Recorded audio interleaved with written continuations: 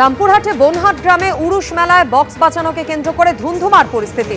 দুই পাড়ার মধ্যে সংঘর্ষ, পরিস্থিতি নিয়ন্ত্রণে আসতে হলে আক্রান্ত হতে হয় পুলিশকে লক্ষ্য করে ইট বৃষ্টি, আর এই ঘটনায় আটক করা হয়েছে দুজনকে।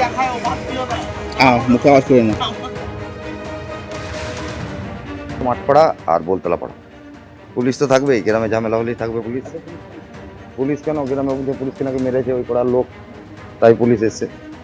কোন পাড়া? মাঠপাড়া, ডিহিরপাড়া, আমাদের এখানে বাড়ি। আমরা দেখলাম যে পুলিশে করতে ছুটে ছুটতে আসছে, এই পাড়ার কিছু লোক দাঁড়ালো, দাঁড়িয়ে ম্যাডামকে গাড়িতে তুলে দিলে, ম্যাডাম গাড়িতে চলে গেল। তারপরে যা পুলিশ আসার ম্যাডামকে ওই পাড়া থেকে দাবড়াতে আসছিল। ম্যাডামের পেছনে যখন লোক ছিল, ম্যাডাম আগে আসছিল, সিভিকগুলো ছিল গ্রামের। এবার সিভিকগুলো ঘটনাস্থলে প্রথম থেকে সিভিক ছিল। ম্যাডাম প্রথমে যে ওখানে মারধর করেছে, তারপরে ম্যাডামকে পরে তাড়া করেছে।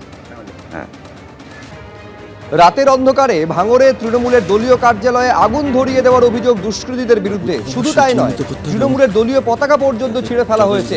এই হচ্ছে সেই ভাইরাল ভিডিও আপনারা দেখতে পাচ্ছেন। তৃণমূলের দলীয় কার্যালয় দাউ দাউ করে জ্বলছে। রাতের অন্ধকারে এখানে আগুন ধরিয়ে দিয়েছে দুষ্কৃতীরা বলে অভিযোগ সামনে এসেছে। আজ সকালে শওকত মোল্লার নেতৃত্বে মিছিল ছিল, যে মিছিলের প্রস্তুতি পর্বের কাজ কাল ওই পার্টি অফিসে হয়েছে। তারপর দেখা যায় রাতের অন্ধকারে দাউ দাউ করে জ্বলছে তৃণমূলের এই দলীয় কার্যালয়। ভাঙড় 2 নম্বর ব্লকের ভগবানপুর অঞ্চলের নাটাপুকুরের ঘটনা।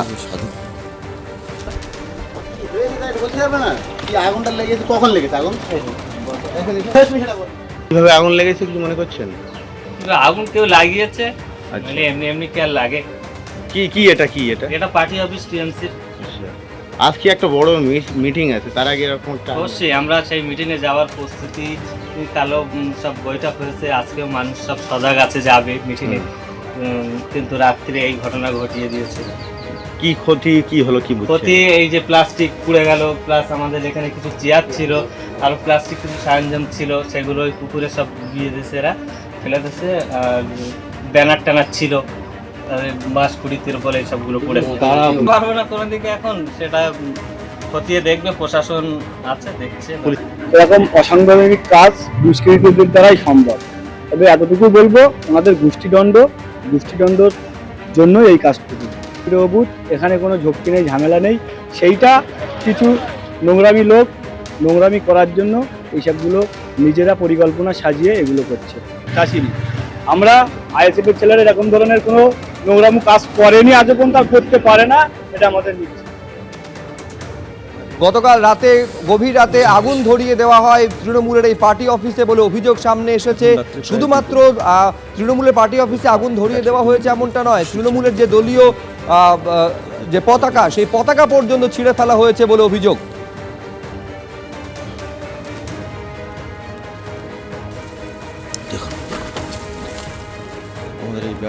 ভোটার তালিকায় বাবার থেকে 5 বছর বেশি বয়স মেয়ের শুনানিতে ডাকায় নদিয়ার কালীগঞ্জে বিএলওকে মারধরের অভিযোগ সামনে এসেছে। গুরুতর আহত অবস্থায় শক্তিনগর জেলা হাসপাতালে চিকিৎসাধীন বিএলও আলী সাহেব শেখ। একের পর এক জায়গা থেকে শুনানি পর্বে অসঙ্গতির অভিযোগ সামনে এসেছিল। আর এবার যে খবর সামনে আসছে যে ভোটার তালিকায় বাবার থেকে 5 বছর বেশি বয়স মেয়ের শুনানিতে ডাকা হয়েছিল, নদিয়ার কালীগঞ্জের বিএলওকে মারধরের অভিযোগ করা হয়। গুরুতর আহত অবস্থায় শক্তিনগর জেলা হাসপাতালে চিকিৎসাধীন রয়েছেন বিএলও আলী সাহেব শেখ।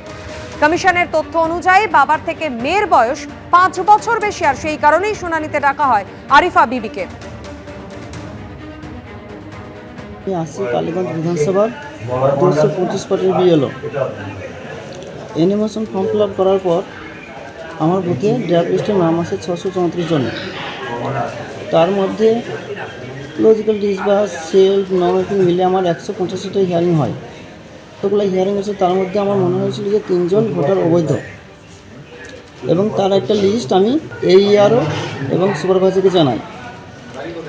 এই 3 জনের মধ্যে 2 জন ভোটার আমাকে টাকা দিয়ে অফার করে যে নামটা তোলার ব্যবস্থা করেছিল, কিন্তু আমি রাজি হয়নি।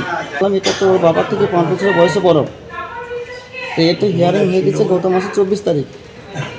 এখন তার কোনো অপশন নাই, আর অপশন তো আমার হাতে নয়। ঊর্ধ্বতন কর্তৃপক্ষ ERO মাইক্রো অফিসার সামনে হিয়ারিং হয়েছে, তারপরে আমি কিছু বলতে পারবো না। আমি যখনই বলছি কিছু বলতে পারবো না, তখন আমাকে ওই সাইডে কার্ড ছিল সামনেই, ওই কার্ড দিয়ে আমাকে দুপাটে লাগতে লাগে 3-4 জন। তারপর আমি ধাক্কাধাক্কি করে কোনো রকমে সরে আসতে যাই, কিন্তু সরে আসতে পারিনি। তারপর আশপাশের লোকজন গিয়ে আমাকে আটকায়।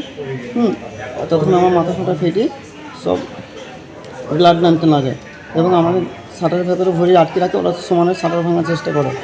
তারপরে ওরা যখন লোকজন হাজির হয়ে যায় তখন ওরা ওখান থেকে পালিয়ে যায়। তারপরে আমার আর কিছু মনে নেই। ঠিক কি ঘটনা ঘটেছে আরো বিস্তারিত আমাদের জানাবেন প্রতিনিধি প্রদ্যুৎ সরকার আমাদের সঙ্গে রয়েছেন। প্রদ্যুৎ, প্রথমত বাবার থেকে মেয়ে বড়, আর ফের একবার শুনানিতে বিএলওকে মারধরের অভিযোগ, পুরো ঘটনাটা জানাও আমাদের।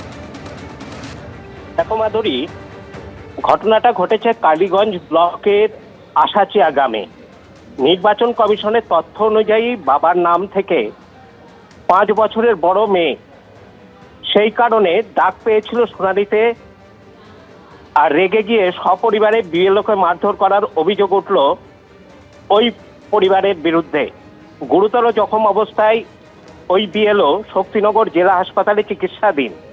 কালীগঞ্জ ব্লকের আশাচিয়া গ্রামের 80-225 নম্বর বুথের বিএলও আলী সাহেব শেখ।